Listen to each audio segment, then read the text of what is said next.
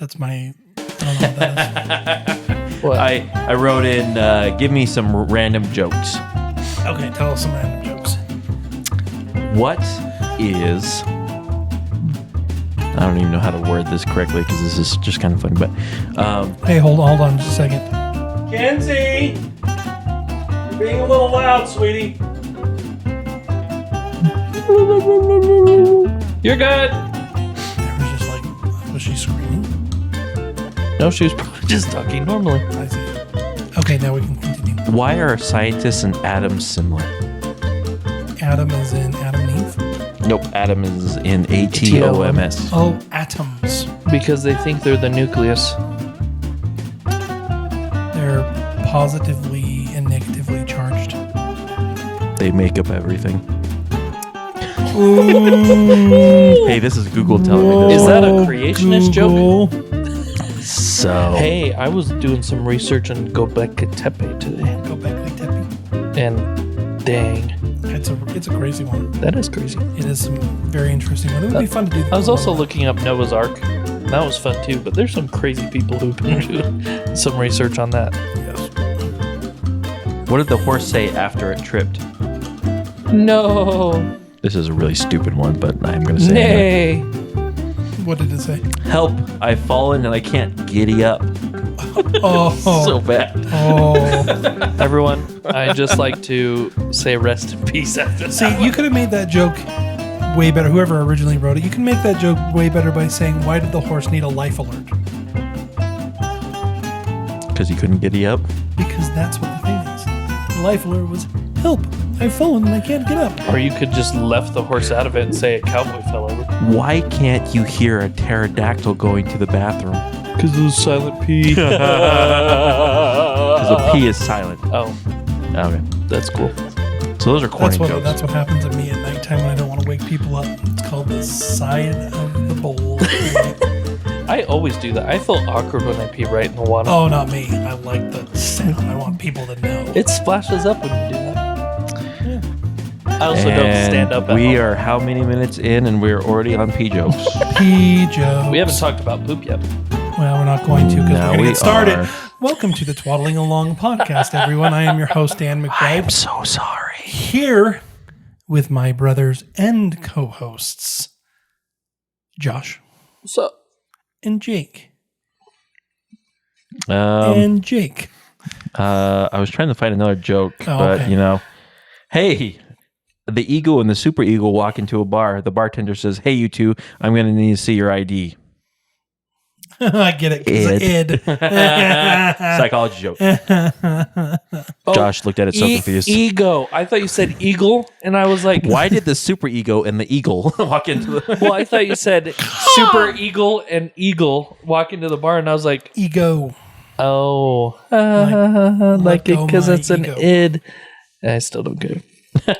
Knock, knock. Who's there? Interrupting cow. Moo! Blew my... Good heavens. You know, it's funny because we were just talking about how like you could go deaf by. We were literally just talking about losing your hearing, and now here we are Yeah, with yeah. things over our ears, cranked up to 11. Here, Josh wait. screaming This is a moose. pause for a second. You could put this right before what just happened. This is going to be really loud.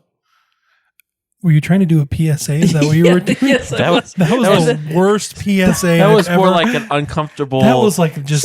silence. Josh, And it it- almost sounded like you weren't sure what to say, so you gulped a little, like and I then you did. said it. I kind of had like a brain fart. It You- was like, wait, what do you say in this moment? You like sat there, and it was like, and then when your voice came out, it was like this little. Hey, everyone is going to be kind of loud. Like it was. I don't even know what happened there. Well, I guess PSA. you could keep it where it is then. I plan to. Okay. Oh, 100%. Please keep And it kind your of leads volume right into our down. subject. Does it? Does it?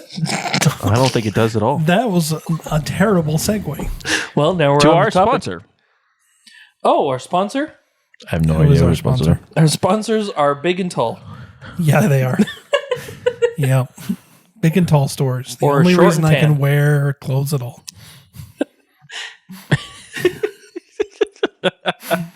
And even those don't fit half the time. Big and tall stores. The reason I'm not in a toga right now.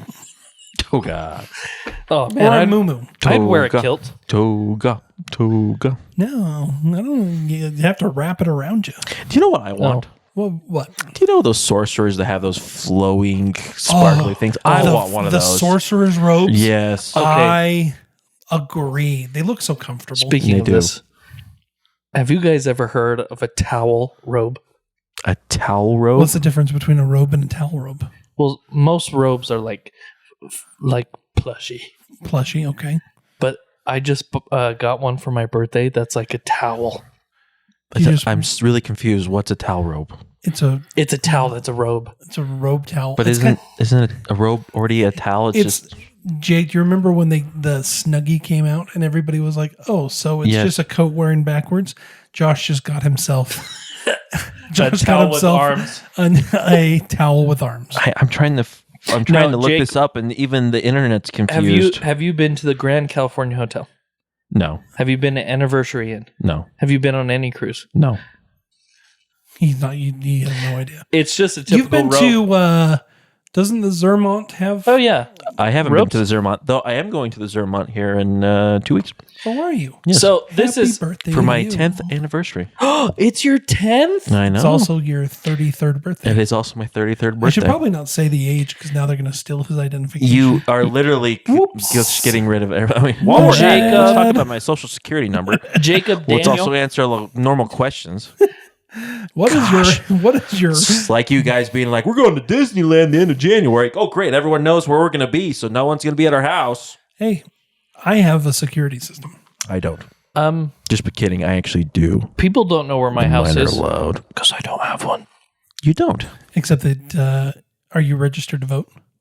I think that your registry is public domain. I don't know if I do. So what you're saying is people can Here, find us no matter what happens. Can we? Let's not go that way. Hey, we're back, by the way. Speaking of voting, I'm still confused about this rope We towel. are back. it's just a normal robe. We were gone We were gone for 1 week for 1 week. after being gone for 2 weeks. It's kind of rude that you got your birthday week off. I know. Now people know it's your birthday. See, we're screwing up. I mean, if we were in charge of security people, I would. This is where we start Well, sprouting nonsense. Here's the thing: is they don't know that we're recording this on a certain week. This could be like November. They absolutely do know that it's recorded. Come on, they've. If any of our listeners know anything about us, they know that we do things last minute. What they don't know is we're actually recording this after it's posted. Whoa, If you want to learn more, watch our time travel. time travel. And by watch, I mean please listen, unless you just want to stare at my picture I drew for the Glitch. the thing. It's a glitch in the The Matrix, glitch in man. the Matrix. So this week it's history. That's good. I'm trying to bring us back in. Did you see that? Oh yeah. So tell me about Chicago. I Speaking of Chicago, speaking of Chicago, I like pizza. I hate history. Oh, sorry. Pat Benatar. Bendikar. Nice segue. You're not the master of segues. Tapioca. Tapioca. Whose line is it, anyways? Everybody needs to go online Okay, and look And at it right now. the later seasons are okay, but the first few seasons, priceless. With Drew Carey. I'll just share one more line from our favorite Colin Mockery.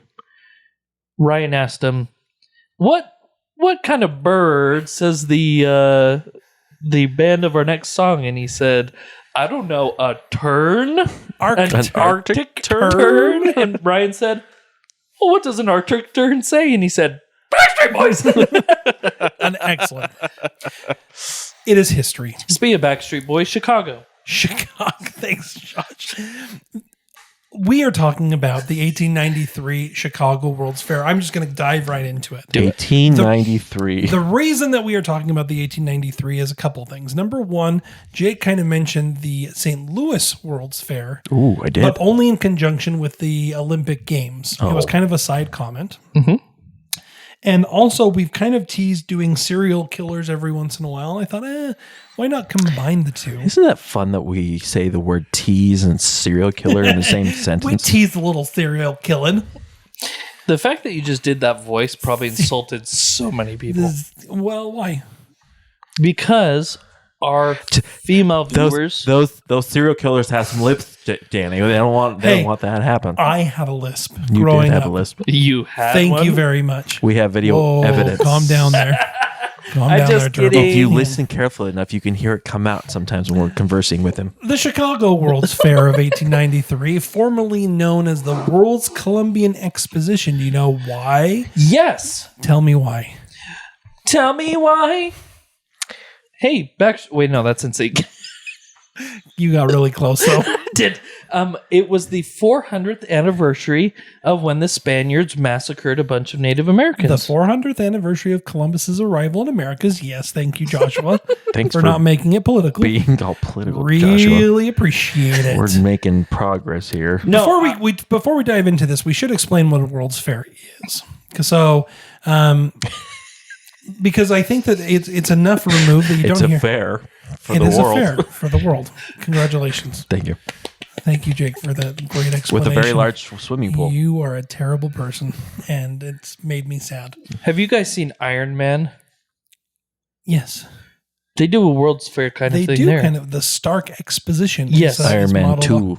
Is modeled after See, World's Fair. just World's help Fair them. were a very common thing. They happen every couple of years, and they were a chance for all different countries in the world to come together and kind of do a combination of an industry and technology. They were kind of just showing themselves off.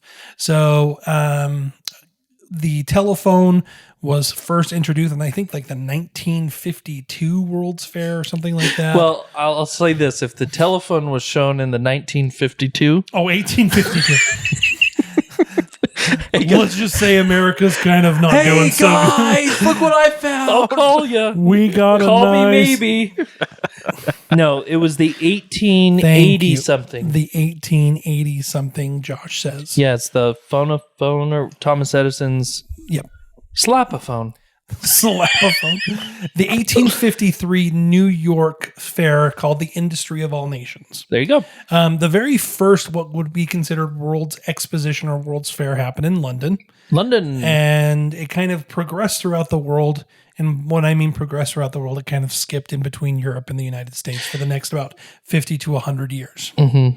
And it was basically Europe and the U.S. trying to outdo each other. Pretty much, yeah. And there's a lot of things that you even look at now that were actually part of a World's Fair. One of the big ones is the Eiffel Tower.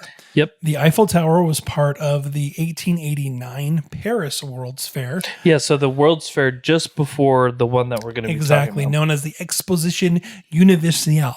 The Universiade. That's my French. Universelle. And then this one came about. So 1893, the Chicago got together. And actually what happened is the United States lobbied to set aside funds to host a World's Fair. And there was a vote that was taken all throughout the United States to try to determine exactly where this fair was going to be held. And it was decided after a lot of infighting, because a lot of people wanted it in Washington, D.C., people wanted it down in Texas. After a lot of infighting, it was decided to be held in Chicago. Do you know why? Jake, do you know why? I think it has something to do with the Great Chicago Fire. You are correct. Woo! Thank you. I definitely am not Wikipediaing it. Wikipedia. It was. It had a lot to do with the Chicago. Shakira. Shigaroo. So that lisp there, Danny. Seriously. I'm just kidding. Chicago erupted in flames in 1871. The entire city pretty much burned to the ground. It was so bad that it was known for a long time as the Black City. Ooh. That was actually a name that came for Chicago before it was known as the Windy City. Yeah, I heard that. Yep. As a matter of fact, part of the reason it's called the Windy City Is has a because of lot the to fair. do with the fair. I didn't know this. And not because it was windy, but because there was a lot of ego. That's actually, There was correct. a lot Yep. of ego. there was a lot of ego. They were just blowing hot air. The 1893 Chicago World's Fair took place in a 700-acre part of Chicago known as Jackson Park. And You know, I've got to say Chicago a lot in this podcast. I just like the Chicago. I am having a really hard time. Just say Chicago. Just like that. Chicago. there was a cartoon back in the day called Chowder. Chowder. And there is a part where he said, Rabble. chugga, chugga, chugga. You should just say that for Rabble, Chicago. rabble, Just rabble. Sugar. Oh, Chowder was one of my favorites. I still watch Chowder. I love Chowder. It's I one of tried my to favorite introduce things. it to my kids, and they're like, "What are we watching?" And that was my thing is that my kids Rada, watch it. And they're rada, like, this is rada. pretty good. But then Rabble, I'm the rabble, one that's rabble. laughing. There's a lot more adult humor in that than I remember. So it's amazing. But yes, the Chicago, The Chicago. 700 acres, about 7 miles. And was it 7 miles? Yeah, 2.8 South. kilometers. yeah. Oh, it wasn't actually. It didn't actually. We've derailed because there were no Chugga, chugga, rails chugga. in 700 acres of Jackson Park. There were not. Thank you, Joshua, for bringing us back. Well, you're welcome. Jake is very proud of his non-deplore over there. I don't know what By that the way- conversion was. 7 miles is not 2.78 kilometers. 2.8 kilometers is like a mile. It's yes. It was not even close. Oh my gosh. Oh, dear. So, Jackson Park. So it was in Jackson Park, Yep. which was away from Chicago. They did it on purpose. Yes. They wanted a lot of area to be able to build some pretty grand and amazing things. Yeah, the Can't stop. someone cut his mic. Serious. Cut it. Poor Jake has He's lost crying. his mind. He's literally crying. Am I even able to It's cut on my the mic? top. No, it's fine. Oh. We're gonna keep in here But hysteria. here was another thing is they didn't know where to put it, and then they called a landscape architect, and he in his like visionary state saw this swamp, and he's like, Venice. Who was that good heavens. It's done. He's the person who designed Central Park. Olmsted is his name. Mr. Frederick Law Olmsted. And he was the one who designed Central Park and a lot of the New York parks and was partly responsible for designing the new Washington, D.C. National Mall. So he's a very popular. He was an incredibly popular guy, and it was a miracle that they got him. Yeah. He was busy, and the guy is, if you ever want to read another interesting book, there's a book out there that's his biography. I can't remember what the name is, but he's kind of an eccentric. Jacob, You okay? shut up over there. Jake, you doing all right over there, Jake? I think I drank too much. Seriously. And I was just water, so I'm worried. Jake's having a mental breakdown. But over yeah, there. he was a visionary. he was. Like, And really unbelievable. part of the reason that this kind of came about was the United States did not have up until this point what would consider to be a unified fashion. They didn't have an idea of what would the country would be. And so the 1893 Chicago World's Fair was kind of a time where the greatest minds of what we would consider to be the Gilded Age came together and said, we are going to make a national idea of what our country is. So beautiful, huge swamp and lake and river. And it's kind of ironic that we're calling a swamp beautiful, but it really was. People said it was just one of the most amazing things. Surrounded by architecture that was unbelievable. and this was, remember, this is 7 miles from Chicago, out in the middle of nowhere. And literally, the way that he wanted it to be was the Venice of America. Really, is yeah. literally so. He built canals. He built. Yeah, he did everything in the sorts to make it like that as an art piece for this. One of the big things that they also kind of solidified is what's considered to be the neoclassical look. And you'll know the neoclassical look if you look at any state house in the United States. Yeah. Outside of like some of the original ones that are back in the 13 colonies. But if you look at like Utah's is part of the neoclassical look. It's the idea of kind of taking the Greek and Roman architecture and building these beautiful buildings with it. So although the National Legislative Building, the Capitol Building, and like the White House are not were built well before this. It's that kind of style that kind of came back in hard. And Yeah. it stayed that way for a really long time afterward. That was Mr. Daniel Burnham that was doing that, and Charles Atwood. Yeah. There was, and here's the other thing is this, I think they officially wanted or voted on it 4 years before. So 1889. And they had 4 years to build this, but they were able to construct like huge buildings, very beautiful buildings within a very short period of time, which is unbelievable. Is it true that these buildings only were temporary? So Yep. there were some that were there. There have been one or two that survived. So there was another fire that unfortunately broke out and burned down a lot of them.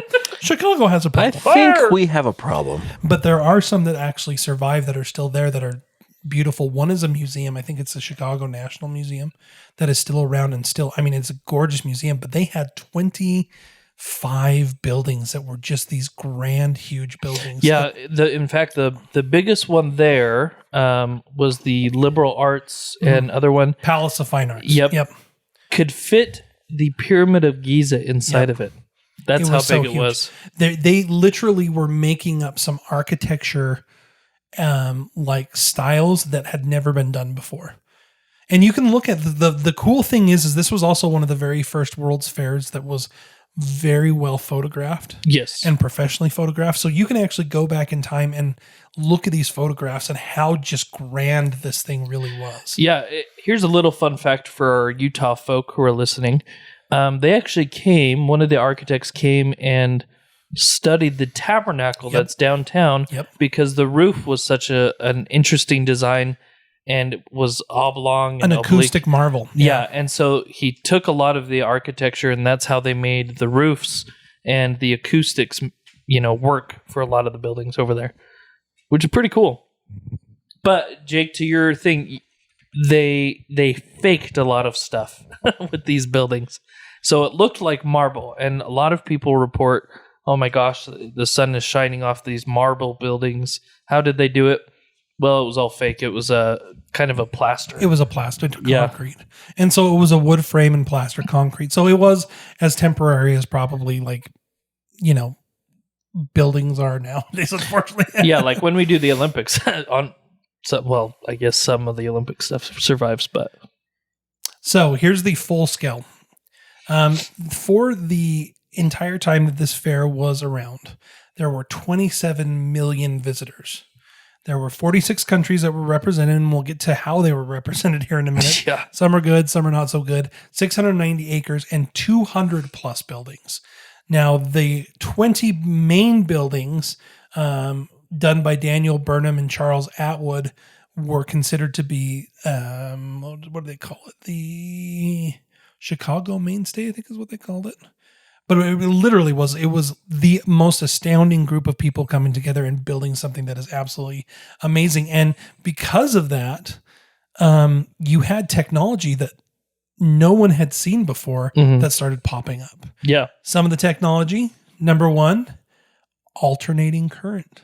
Yes, our dear friend Nikola Tesla was kind of the main electrician light bulb guy for this. They didn't get Thomas Edison. They got Nikola Tesla to run the thing. The Westinghouse Electric Group, which used Nikola Tesla's AC units, undercut Edison's General Electric. And they were the ones that actually supplied all the lighting. The fun thing is that they couldn't use the light bulb design. So they had to literally build their own quasi light bulb to light up this white city. Yeah. And the reason that they called it White City had to do with the plaster that they used. It literally was an incredibly white, almost whitewash plaster. Yeah. And so it was supposed to kind of be a juxtaposition of people would travel to Chicago. Black. And it was black. And they would get on a train and they would hightail it out to this white city that was brimming with light. They had spotlights that no one had ever seen before, electric spotlights. They had boats that were lit up in the middle of the water that people thought was magic. And fountains. That were done. I mean, it's just unbelievable. And it was on such a massive scale compared to what everybody else has seen. It was considered to be Marvel Wonder. Now, kind of to put this into context, especially for our Utah people here, 1893 is before we became a state. Yeah, we're still a territory. We were still in the Wild West. Yes, very much so. Butch Cassidy, all the... Butch Cassidy was a little bit before, but a lot of the, popular Wild West folk were still around. As a matter of fact. That's a good segue. Thanks, Josh. Well, I'll say this while you're flipping through your book. To put even to more perspective, it was 27 or million people. 27 million people. There was the population of the United States at the time was 65 million, meaning that half of the population of the United States came to this. Now, most of them were not. A majority was citizens of the United States, but probably half were not. And so imagine today, we have almost 400 million people in the United States. That would be comparable to like 200 million people coming to our nation, which is for a fair. That's for like a couple months, which is unbelievable. Now, the reason that I was talking about the Wild West, and Josh did a perfect segue, is the other thing that was happening at the time is Buffalo Bill's West Show, which was considered one of the largest draws in all of the continental United States and over in Europe. He toured over. He saw the Queen Victoria. Queen Victoria. If you want to learn more about her, we did a podcast. We did do a podcast about her. He tried to get into the official fair. Yes. And was told, no. You're too low life. You can't do it. So he's like, oh yeah? And he went and bought 100 acres within a mile of where the fair was and set up his own Wild West show and stayed there for a long time and drew in a ton of people. He actually, I looked at the numbers since I'm an accountant. He made more money than the fair actually did. So he made more of a profit than the fair did. Yep. Can you believe that? So he's over there with his shooting things and, Annie Oakley and all that stuff. And with his shooting things. Shooting things. All right, a couple more inventions that were shown off at this World's Fair. The moving sidewalk. Yeah. It was one of the very first moving sidewalks. It was a proto-moving sidewalk that went between two different buildings, and people were stunned. That they didn't have to walk. And a lot of people refused to use it because they thought that it would go wild and kill them. And now it's standard in most airports. I still think it's going to go wild and kill me. That's true. That is very true. As a matter of fact, when we were going to Florida, I took the red eye. And so we went, and my children had never seen like moving sidewalks. Oh, and so it right. was abstract terror and then like super excitement. It's all they wanted to do. It's just go up and down the moving sidewalks. Hey, whatever keeps them busy. Nonstop. See, and coming back when I had the flu and felt awful, the moving sidewalk was a blessing because I just stood on it and put my head on the railing. And I'm just gonna. This is where I'm going to go. Yep. Early dishwashers. Yeah. The very first dishwasher was introduced, and it was introduced in the woman's building and was a huge draw, and probably kicked off what would consider to be the suffrage movement. It was a huge part of the suffrage movement. Yeah. Yeah, and I'll also point out that there was a part of the committees that organized the whole thing. There was actually a specific women's group that were a part of this planning. Now, they kind of tried to shoot down every idea that everything was, but there still was a women's group that ended up morphing into what was the suffrage movement. Yep. Let's see what else. Refrigerated rail cars. Whoa. As a matter of fact, refrigeration and air conditioning in general were first introduced here. And it stunned people. There was, in the book, The Devil in the White City, which I highly recommend, by Eric Larson, there is a whole chapter in the writing of the time sensationalizing what was happening.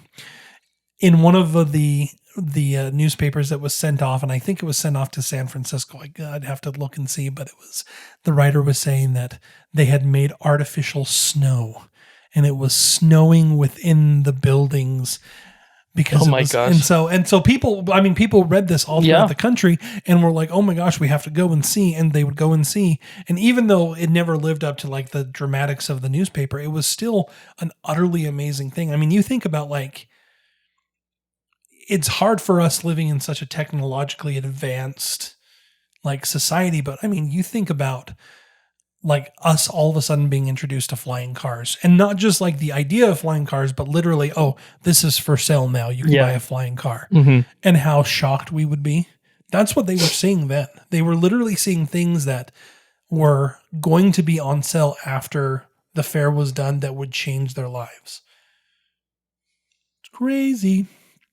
I see here that they had the world's largest stove. The world's largest stove. They had the world's largest, a lot of things over there. Yep. In fact, people would catch wind of, hey, I got the largest thing. Someone else would find a larger one and bring it. And so they'd have the three of the largest, whatever. They were outdoing themselves.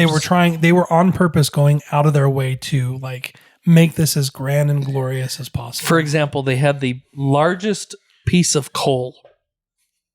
Just right up there in the middle.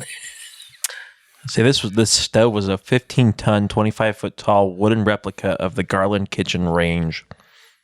Just sitting For there what reason?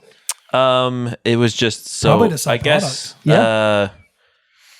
Detroit was the stove capital of the world at the time before the automotive boom. So they just were like, you know what we're going to do?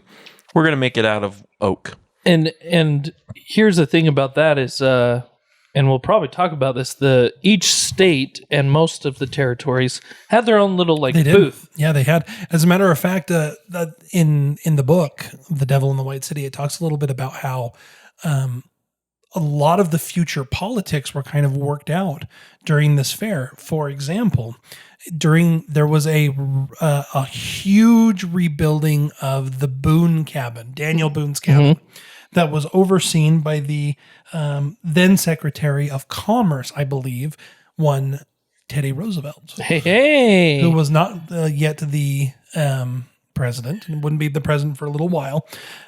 But only a few short years. Yeah, it wasn't too long after that. I think it was Garfield who was the president during this time. As a matter of fact, I know it's Garfield because he started the lights. Yep. But Teddy Roosevelt dumped a lot of of his own politics into like the Boone House, and so it was kind of almost like a rally for him. Yeah, I mean, he went on to become vice president. Shortly thereafter, a few short years after this. So, yep.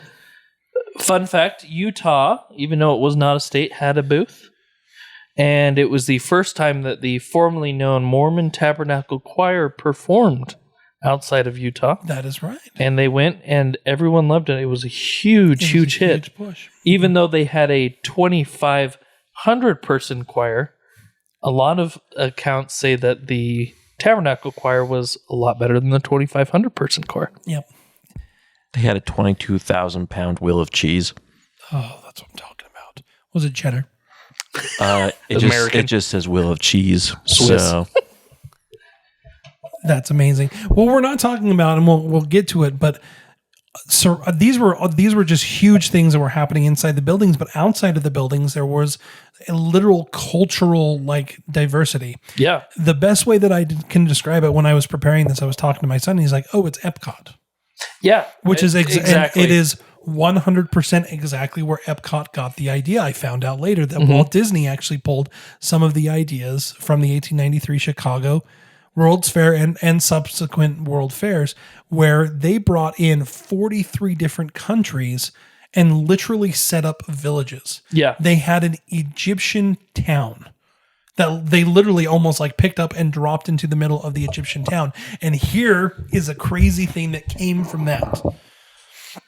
So the main guy who was in charge of the building of the White Citadel, the Bernard fellow, he was wandering through the Egyptian village one day, and he overheard a tune of a man who was playing a flute.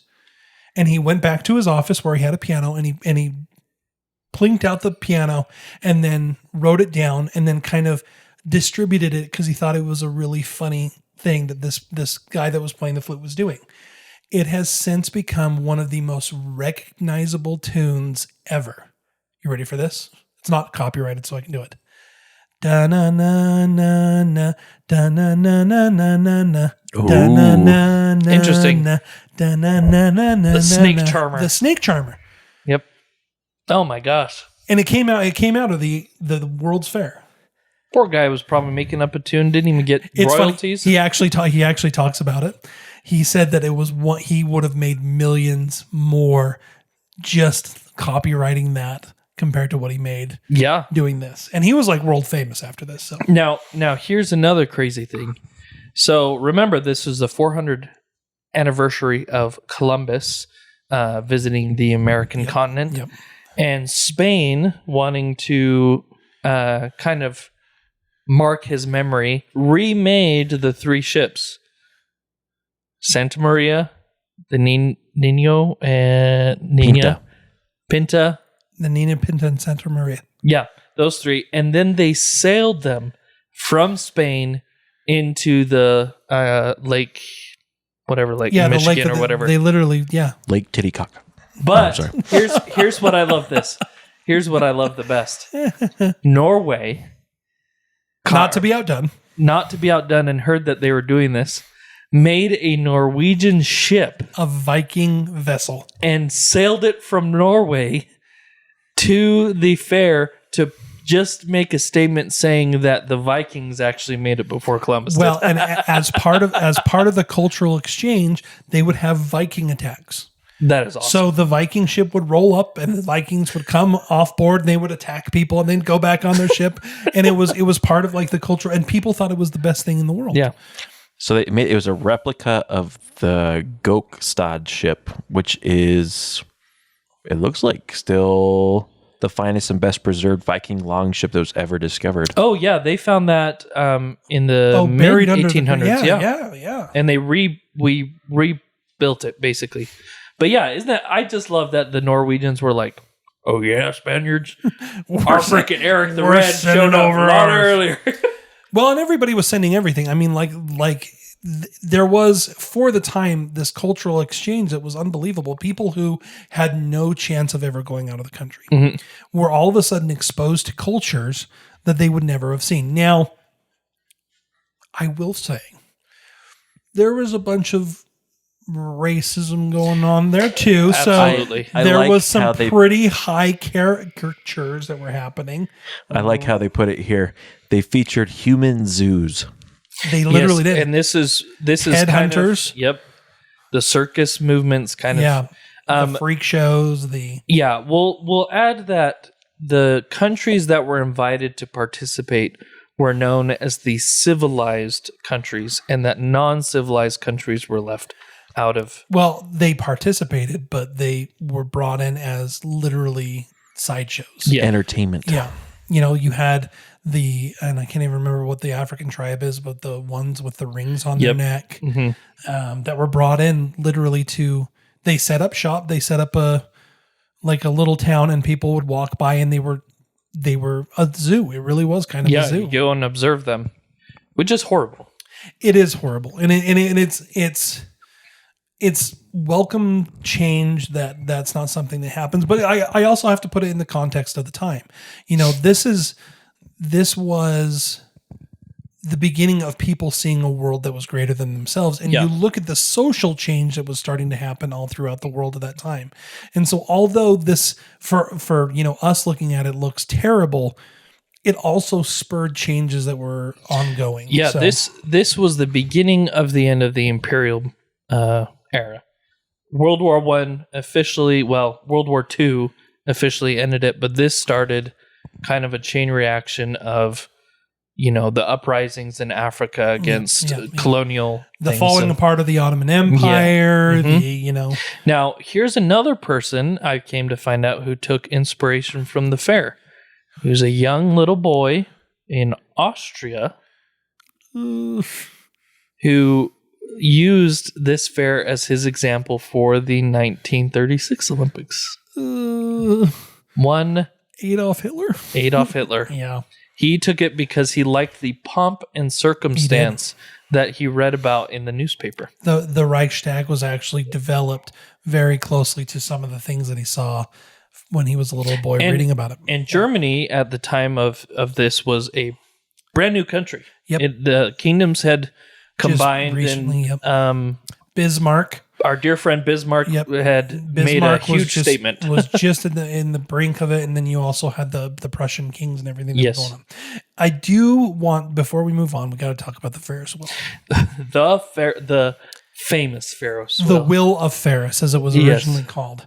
So Chicago wanted a centerpiece, something that was akin to the Eiffel Tower from the Paris thing, something that would have staying power, that people would be amazed by, that people could climb. They originally wanted a tower. Yeah. They were actually going around trying their darndest to find towers. And as a matter of fact, you can actually find drawings from the architecture firms of the time of the American Tower, the American Eiffel Tower.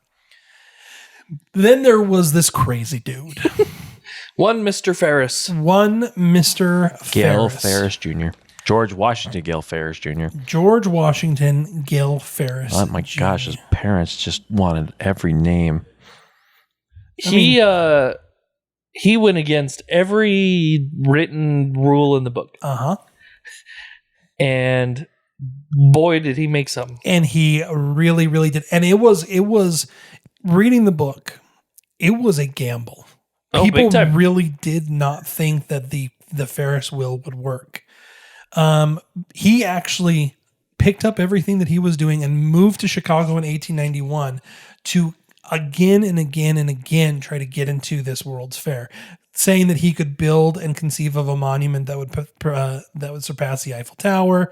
They wanted something original, daring, and unique, and he said, hey, I can do that. So he built a wheel. Now, we think of a Ferris wheel now as something like a carnival ride. Yeah. That is not what this original Ferris wheel was. This was like the height of, I don't need, does it say how tall 80 this? meters. Yeah, 264 feet. So to put that in perspective, I work in a building that has 26 floors.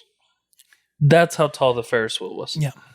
That is ridiculous. And like the skyscrapers of downtown Salt Lake, that's how tall it is. It was gigantic. And it weighed so much that they literally thought it was going to crack the earth. It was one of the things they talked about. The design and construction, they had, let's see, how many cars do they have? Jake, do you have that on there? 36 passenger cars. So they had 36 cars that could hold up to 60 people each. So you would walk into what it was essentially like a gondola almost. Yeah, it really was. It was a gondola, and you and along with 60 people would be hoisted 200 plus feet into the air. Now this is, I mean, can you just imagine the magic that people thought was going on there? It was just it was a stunning achievement. But one of my favorite things is how long it took. And let me just double make sure I have the math right. Or it took 20 minutes to make 2 revolutions. So imagine being in this 60-person gondola for 20 minutes. That's ridiculous. And here's the other fun thing. To do it, it would cost 50 cents a piece, which is equivalent to about $18 in today's money. And 1.5 million people paid to ride the wheel. It was one of the most successful ventures at the park. And people literally thought it was amazing. Now, what's cool is you can go on the Wikipedia page and you can actually see it running. And the vast size of the actual like Ferris wheel it's ginormous. It's pretty stunning. It's a pretty amazing thing. So it cost roughly about $385,000 in that day's money to make, and it made $395,000 in today's money. Let me do some math. And while you're doing some math, I want to talk about just a few other things that were introduced at this fair. The Cracker Jack, the popcorn and peanut snack. Was first introduced. Aunt Jemima's pancake mix was first introduced in the 1893. Juicy fruit gum, Pabst Blue Ribbon beer, And the reason they called it Pabst Blue Ribbon beer is because it earned national recognitions and was winning awards, which anybody who is probably a beer aficionado, from my understanding, it is not that way anymore. So, the Ferris wheel earned $14 million in today's money. that's awesome. In 6 months, it made In $14 6 million. months. So, for the last couple minutes, although the fair itself was an absolutely astounding and stunning and amazing thing, and it really was, it showed the ingenuity of humans and the Industrial Revolution. It was kind of the peak of the Industrial Revolution and the Gilded Age, and everything that was kind of wonderful and amazing at that time was being shown off, but it was kind of undercut by some pretty serious things going on. Yeah. Number 1, although it was utopian beauty, the amount of human suffering in building this place was pretty astounding. Yeah, there was it was so many the population size of the workers, they actually created a printing press and their own newspaper because there were so many people, but the conditions of which they worked, you think a marshland, and they're building these buildings that weigh tons and tons and tons. They were in the mud digging all day, all night. Yep. And you think this whole city was built in an 18-month period. In an 18-month period. Yeah. And this was actually one of the very first times that they started having what we would now consider to be a full-on labor dispute. Yeah. In 1893, there was so much labor tension that they actually were talking about rioting.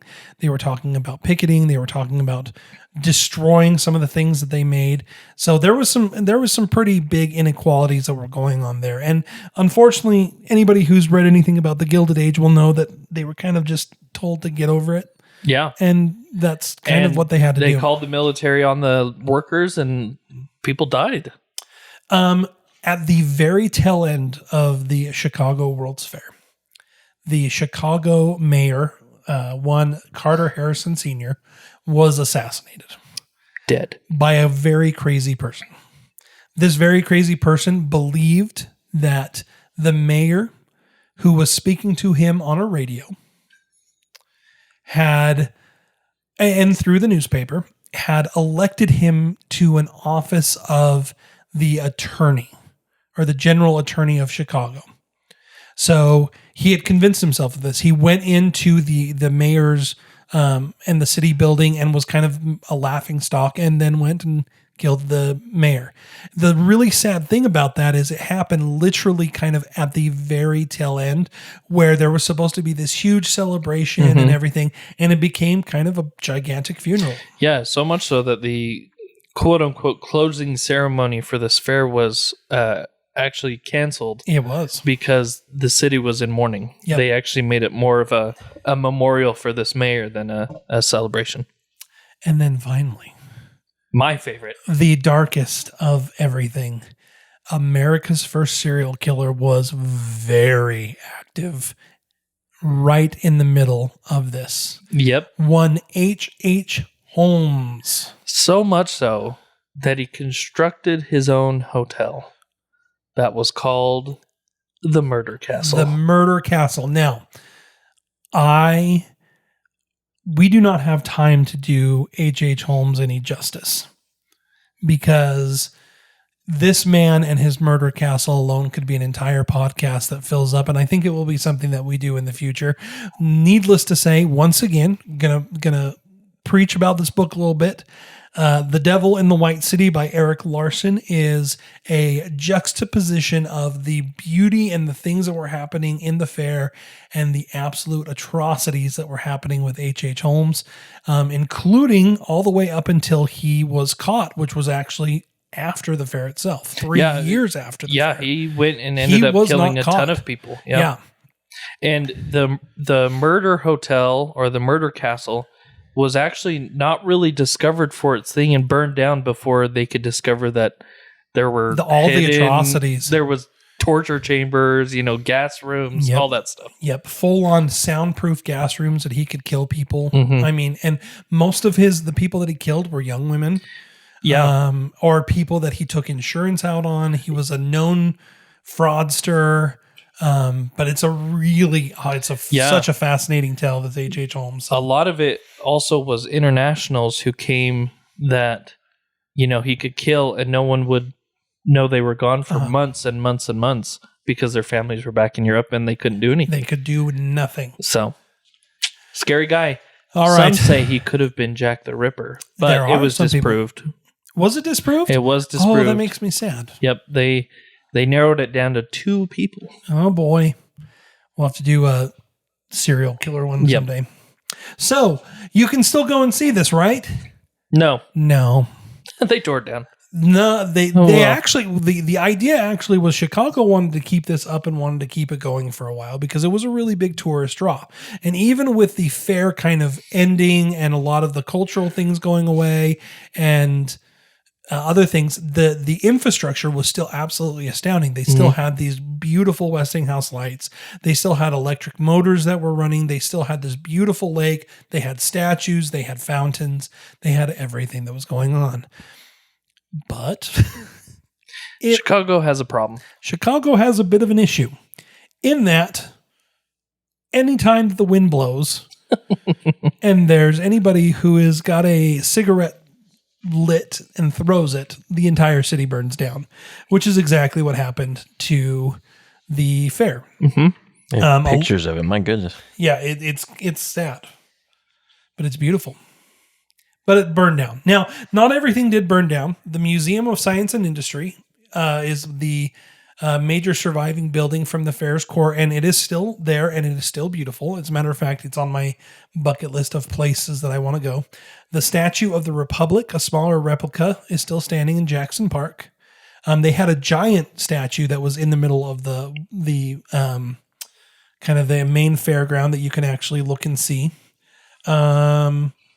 The Midway Plaisance, which is the Green Corridor, is now a huge part of the University of Chicago. It's still upkept.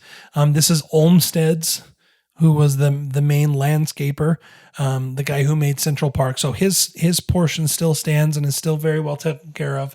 And then finally, a lot of the amusement parks, the civic planning, and the American love of spectacle kind of came out of this.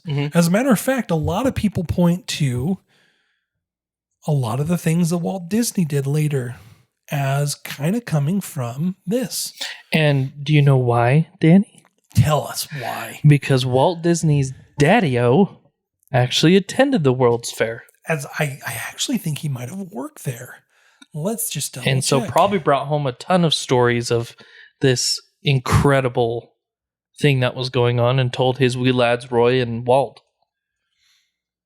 But some people say that this was kind of the catalyst for the Olympics. Yep. Because the Olympics started, another 3 years after this? After that. This was the catalyst for different expos we have today. Tech expos, gaming expos. There's a lot of things that can be contributed back to around this time of the World's Fairs. And the World's Fair still happens. They do. World's Fairs still are a thing. You don't hear about them a lot because I think the last one that was in the United States was in the 80s or maybe even the 70s, but they still are happening. Osaka, Japan just had the World's Fair. The next one is going to be in Saudi Arabia. And Saudi Arabia is actually literally in the midst of building some huge things for it.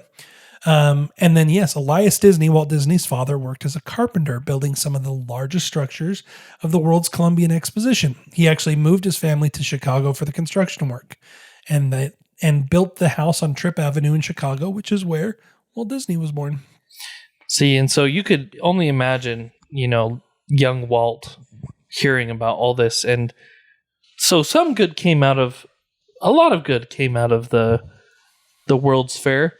A lot of people didn't come out of the World's Fair, but the Chicago mayor didn't come out of it, and a lot of innocent people didn't come out of it. But there was a lot of really, really interesting people. I do want to go over just a couple of the names of the people because just by stating their name, I think it kind of drives interest. And if you want to look at these people later, you can. The very first one was Daniel Burnham. He was the architect who actually built everything. He was a chief planner. He was an amazing and interesting person. He did the 1909 plan of Chicago, which actually practically rebuilt Chicago into the Chicago that we know and love now. He was ordered. He really was just kind of a genius of a man. You have Frederick Law Olmsted. We already talked about him a lot. He was the designer of Central Park. He did all of the canals, the wooded island, everything around there.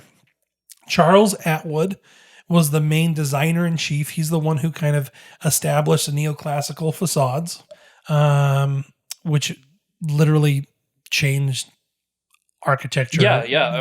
American architecture in general. Yeah, everything is still a lot of neoclassic art.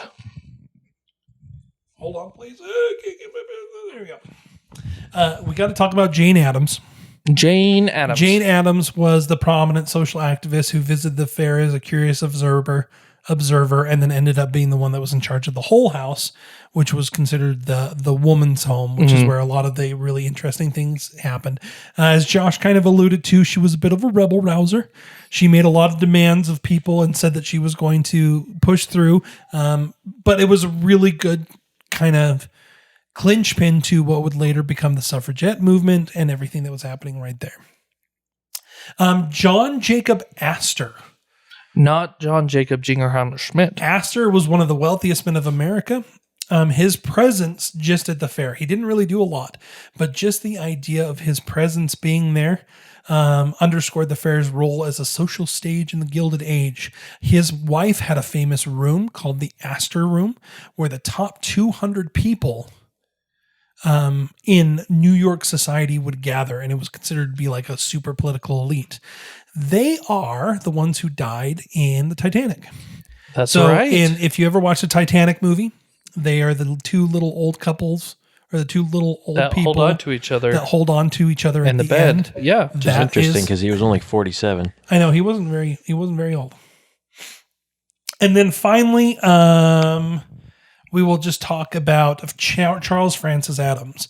Charles Francis Adams was the president of the American Historical Association from 93 to 94. He really drew and did a lot of the writings after the fact that really established this as a historical moment in the United States. He was in charge of collecting all of the photographs. He was not the main photographer, but he was in charge of collecting all the photographs. And he really was kind of a really interesting guy. And that, ladies and gentlemen, The World's Fair. the World's Fair, 1893. Was that Charles Francis Adams? Looks like he's the great grandson of John Adams. That is. I wanted to actually find what the photographer's name was really quick, because you really should actually look up, after you're done listening to us, you should look up some of the Architecture buildings. And the buildings and everything. Let's see. Oh, Charles Dudley Arnold. There we go. Charles Dudley Arnold was the exposition's official photographer. He documented buildings, crowds, and machineries, and really was like the visual memory of the fair. He later served roles in the Pan America Exposition and the 1907 James Exposition, and was considered one of the America's early great landscape photographers.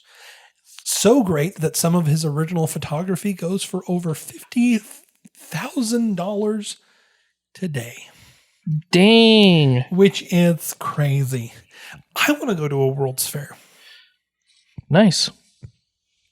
I do. I wouldn't. I mean, just that would the be cool. idea. I think the idea of the World's Fair to me is really interesting. Just this monument of human ingenuity.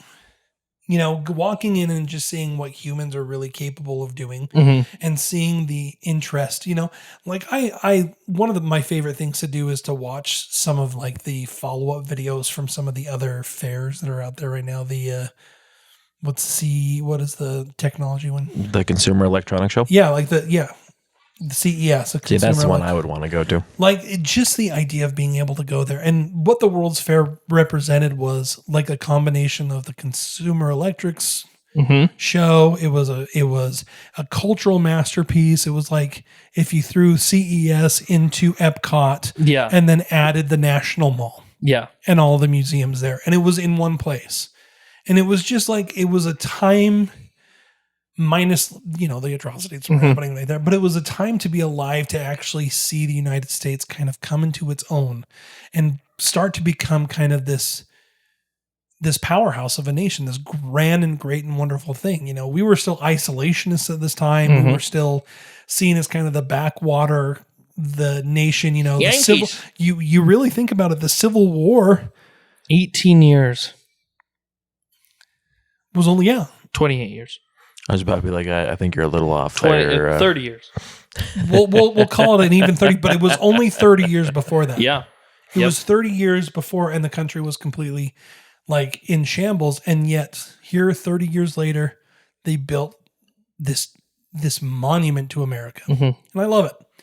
I'm nostalgic. You're nostalgic? I'm nostalgic for things like this. I should have been a Gilded Age tyrant. Yeah, I was going to say you wanted to be one of the Rockefeller type folks. A robber baron. Reading my newspaper and saying, buy wheat and build railroads and make some steel. Where's my oil? Where's that black gold, dang it? And give me money. I just want a maid. Can I just have a maid that will clean my house? Yes. You know that you can. That's what children are for. You can also just hire out for a maid. Yeah, but I haven't been able to convince my wife that I can do that yet. Oh, well. All right, final thoughts, gentlemen, and then we will end this. Josh, you go first.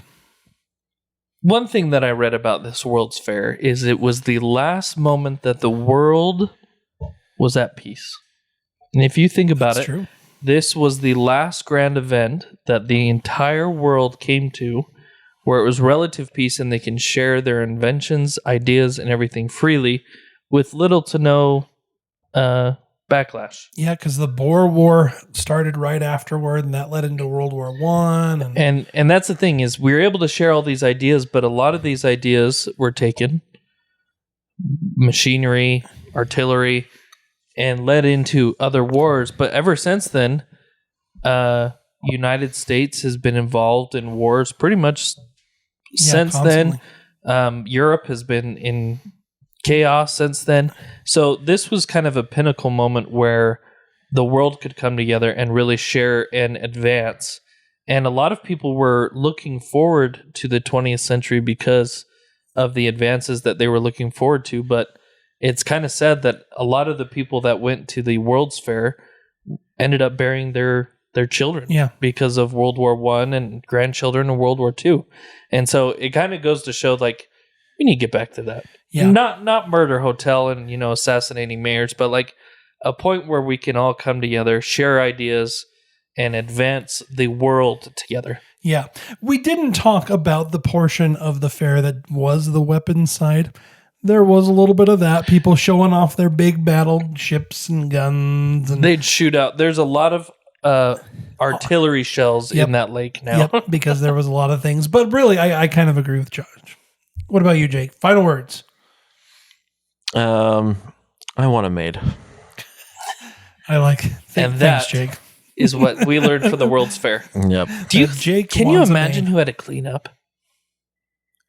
Yeah, go. The person that ended up burning down the whole thing. I need a smoke break. Screw this.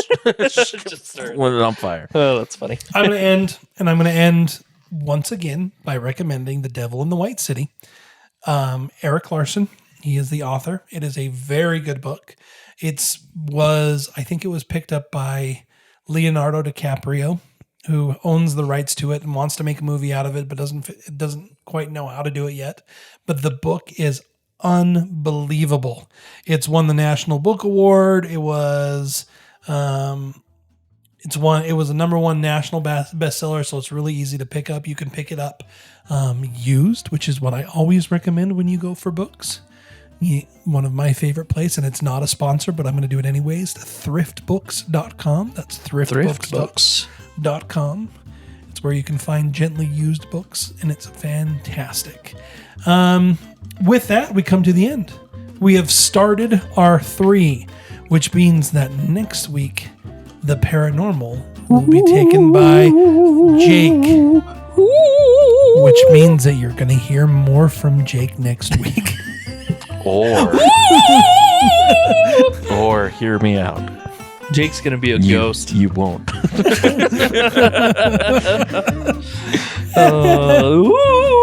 I just want to point out that we didn't talk about the hoochie coochie. We didn't talk about the hoochie We coochie. didn't, and there's some other things attached with the hoochie coochie that I guess it caused a whole lot of violence with the police. It So did. Yeah, we didn't really talk about the hoochie coochie. We didn't talk about the red light district that kind of popped up during that time in Chicago. We didn't talk about the mafia. we didn't talk about. There was a few things we kind of left out. The UK literally brought over a brothel, for crap's sake. They did. I just like that this dance was called the hoochie coochie. So We've just oh barely. no, that's the chicken. We've that's really. the chicken dance. Yes. I was like, that's the Clap. hoochie coochie. Clap, clap, clap. We have just scratched the surface of this. If you're interested in it, be interested. Look at all of the books that are about that. Watch the shows. There's a lot of really good and interesting shows and documentaries about this. Read Eric Larson's book. Gene Wilder has a book that's there's really good about a it. book called Expo: Magic of the White City, and I don't know if Gene Wilder wrote it, but he does narrate it, and it is very, very good. Or hear me out. Lord of the Rings. Yes, go ahead, Jake. Don't. And do you know what I have to say about that? You're a hoochie coochie.